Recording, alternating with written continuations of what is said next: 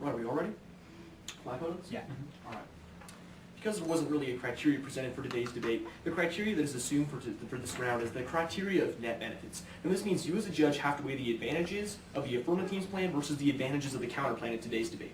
And what I'm going to be doing for you through this speech is going over how the advantages of the counter plan are far more beneficial both on an economic level and on a revenue level, which is why I would urge you to vote for the negative team in today's debate and vote to abolish the corporate tax altogether and solve for the harms 100%. We're going to be going down answering the positions presented by my opponents, beginning with the arguments on case on the advantages. Now, they had a couple of responses. On advantage one of my economic growth, they responded to my argument saying that we're going to, basically going to increase the deficit. We're going to get to this a little bit later because they made this response on the counter plan. But what's really important is they dropped my second argument here on FDI. Now, I talked about 129.5% increase, which you weigh against their 37.5% increase in FDI. So at best right here, you have an increase in FDI for the negative team, which means the negative team is going to increase this FDI far more, federal direct investment, far more than the affirmative team will, which means when they come up here in the next speech and talk about how they want to improve the economy, remember the negative team is going to do it better than the affirmative. On their second advantage, that of reducing the deficit, now they had a couple of responses. I'm going to get to the deficit later when they had on their source, and that was more on the counter plan. But their third response is that you can't compare Estonia and the United States. To this, I have three responses. My first response is the evidence denies. The evidence denies. If you'd like to take a look at the evidence after the round, it specifically said Estonia's success. What happened in Estonia is an undisputable success, and it would happen in other countries if you did it as well. So our evidence is saying yes, this would happen in the United States. We presented numerous sources saying it wouldn't. We've had no counter from our opposition. My second response is logic. Obviously, if you have a corporation that is not going to have to pay any taxes in the United States, you make the United States the most competitive country for that corporation to go to. When the corporation doesn't have to pay corporate taxes, that means that they have that much more capital to be able to hire more employees. My third and final response is their own analysis. Their own analysis. Now, I kind of hammered this out in my first cross-examination, and I talked about how cutting taxes can oftentimes increase revenues. And if you look specifically to our analysis, by cutting the corporate tax 100%, you're going to create so many jobs that you're going to increase the revenues from those other sources as well, but by far more. Let's move now to the counterplan.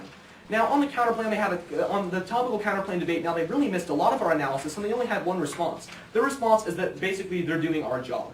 I have two responses here. First of all, is you can extend all of my evidence and all of Brandon's evidence. Brandon read a piece of evidence and all of our analysis talking about how their plan is the focus of the debate. The fact that the negative team is negating the affirmative team's plan proves that the negative counter plan is a completely valid solution in today's debate. We read a piece of evidence that was never contested. But my second response is that the rules deny. The rules deny. I have a copy of the rules at the table. If you can see them after the round, I don't have time to read it right now. But if you read the rules, nowhere does it ever say the negative team has to negate the resolution. That was the former rules. That was the traditional approach. But now the rules have been changed. So really, topical counterplan is in no way, shape, or form a reason to vote down the negative team.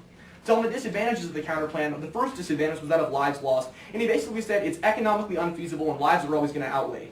Group those, and I have three responses. My first response is that you're really forcing capitalism. You're forcing capitalism. They basically said, well, if we didn't have these subsidies and tax credits, these industries would go under. Basically, what they're doing here is forcing capitalism. They're putting this government subsidy for this to take effect. I think if you let the private sector economy, it would do it much, much better. Which leads to my second response, which is that of more capital. More capital. Why would the private sector economy do it better? Because they have more capital. When a business has more capital, they have more money to invest and create new products. But my third response is not specific. Not specific. None of their evidence was in any way, shape, or form specific to the negative team's counterplan. Now, the reason their evidence says it's economically unfeasible is because we have a corporate tax and the corporations have to spend so much money right now giving that to the government. With the counterplan, you give that money back to the corporation so it would be economically feasible.